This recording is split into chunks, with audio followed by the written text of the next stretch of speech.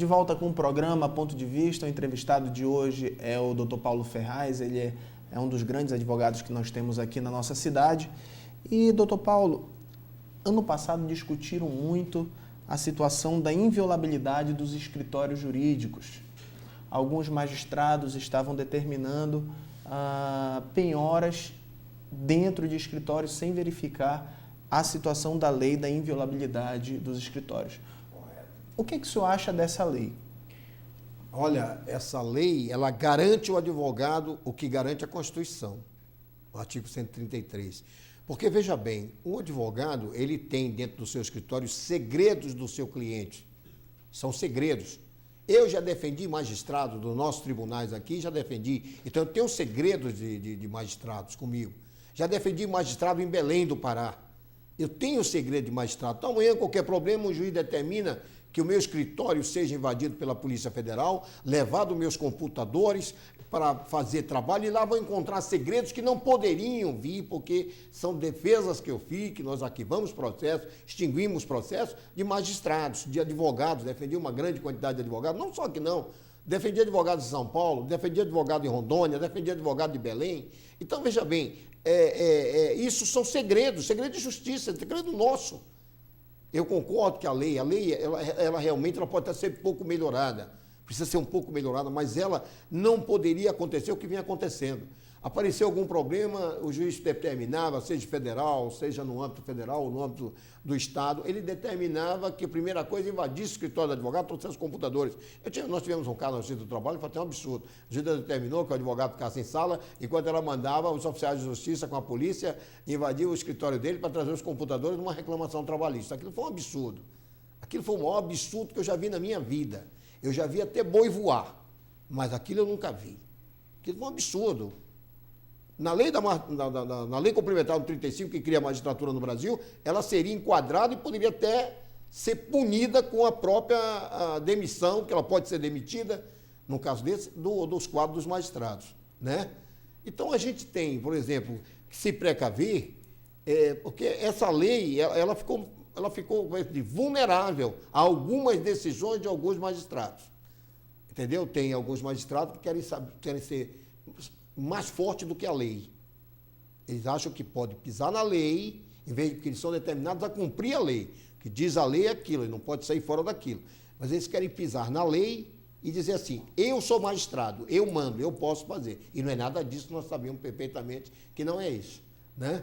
Isso nem no regime de exceção aconteceu isso, nem isso.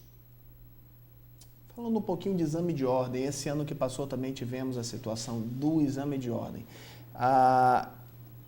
Uma associação dos bacharéis em direito entrou com uma ação, com uma DIN, com um pedido, né? A DIN não, entrou com um pedido e na terceira região, se eu não me engano, região, um magistrado deferiu dizendo que o exame de ordem era inconstitucional. Foi no estado de Pernambuco, se eu não me engano. O Isso. desembargador deferiu. Aí o que é que aconteceu? Posteriormente, obviamente, a decisão caiu. E o que o senhor acha dessa decisão? E o que o senhor acha do exame de ordem, principalmente na situação de hoje, que vemos que menos de 10% dos bacharéis são aprovados? Aquilo que eu acabei de dizer. O juiz que pisa na lei, que pensa que está acima da lei, ele sofre até uma vergonha depois. O desembargador sofreu uma vergonha, foi cassado. A lei, o exame de ordem, ele é constitucional. Eu não preciso eu dizer que é, eu digo e afirmo, e provo por que é. Né? Já vieram discutir comigo, outro dia o Fábio foi no programa, vieram discutir, até eu assisti o programa, o Fábio ficou preocupado. E o exame de ordem, ele é constitucional. Acabou. Mas o presidente não assinou? Não tem nada que ver. Não tem nada que ver. Ele é constitucional. O grande problema que tem do exame de ordem é o seguinte: o exame de ordem não aprova ninguém. Ninguém. Você diz, o senhor foi aprovado no exame de ordem? Não, eu fiz o exame, tirei uma nota máxima boa e tal, peguei um certificado, peguei minha carteira por isso. Mas advogado eu já era mesmo sem ter carteira. Então, não prova nada. O exame de ordem, ele está errado. Eu sou contra esse exame de ordem que tem aí, unificado, porque o cidadão tem que fazer, porque o concurso é igual de juiz, se ele faz para a OAB. Isso é conversa fiada. Isso é conversa fiada. O exame, como tem que ser feito, é como eu fiz e como você deve ter feito, é aquele feito na universidade. Você cursa aquela parte prática, de mais 6 meses ou 1 ano, depende do acordo com a OAB, você faz aquela parte prática, você vai fazer exame, você vai para o Ministério Público, para o Judiciário, para a delegacia, você vai advogar para a população carente, com o apoio de um advogado, e lá, no final do ano, você presta o exame na própria universidade.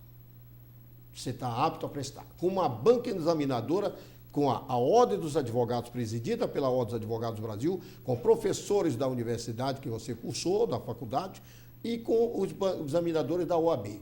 Prova oral e prova escrita. Prova escrita eliminatória. Se o cara não passar na prova escrita, está fora da prova oral. E ele vai ter que repetir novamente o mesmo problema, até ele passar.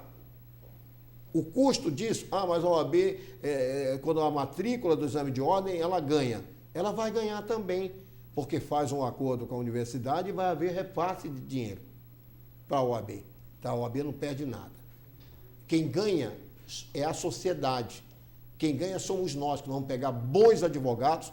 Eu vou ter que me preparar, porque todo dia eu estou me preparando para pegar os novos que vêm aí. Mas quando eu pego a turma, não sabe isso, não sabe aquilo, é difícil ganhar de mim. Você está entendendo? É difícil. Então, porque eu estudo muito. Então, eu acho que esses colegas que virão, assim com esse exame, esses colegas serão excelentes magistrados, bons delegados, bons promotores e bons advogados, que a sociedade precisa. Nós não vamos ter os problemas que nós temos hoje. E nós temos problemas graves. Graves no judiciário, não é só no judiciário da área civil, trabalhista, federal, nós temos problemas. Nós temos juízes federal que não atende o advogado. Nós temos juízes federais que não atendem o advogado. O advogado vai lá querendo falar com o juiz, e é obrigatoriedade, a lei complementar 35, o artigo 39, diz assim, é obrigado o magistrado a tratar com humanidade as partes. É obrigado a receber, conversar com ele, discutir. Não é quebrar galho, não é chegar lá e eu queria que o senhor, excelência, o senhor quebra meu galho aqui, eu estou com um problema num processo, aí ele, porque existe a outra parte. E se ele quebrar teu galho ali, é crime. Ele pode pegar até 1 ano de suspensão na magistratura. Foi descoberto que ele quebrou o galho do fulano. Então, veja bem, nós temos na área civil problemas também. Nós temos amigos, nós somos amigos de todo mundo. Mas nós não podemos esse caminho. E o magistrado também. Então, o magistrado é obrigado a atender. O advogado é obrigado. Quando eu digo obrigado, o obrigado está na lei. Está na lei, é obrigado. Delegado é obrigado a tratar com respeito a pessoa do advogado. Eu já vi casos de delegado chegar na delegacia, o delegado tinha um advogado, está preso. Falei, peraí, isso é gozação, vocês estão brincando. Por quê? Não, porque ele me distratou, abuso de autoridade, desacato a autoridade. Falei, doutora, desculpe, devido ao respeito, estou levando o colega advogado, a senhora pode... Não, doutora, então eu vou representar contra a senhora, eu mesmo. Sou advogado dele, estou levando. Ele fez o quê? Ele fez nada. Mas chega na OAB, a gente vai discutir isso, não sei, tem que chamar. Tem que chamar todo mundo e conversar. O Amazonas, nós aqui do Amazonas, nós não temos que dar, ou seja, passar lá para fora as coisas ruins, não, tem que passar as coisas boas. Okay. E nós temos muita coisa boa. Ok, fazer agora um pequeno intervalo e volto já já com o último bloco do programa Ponto de Vista.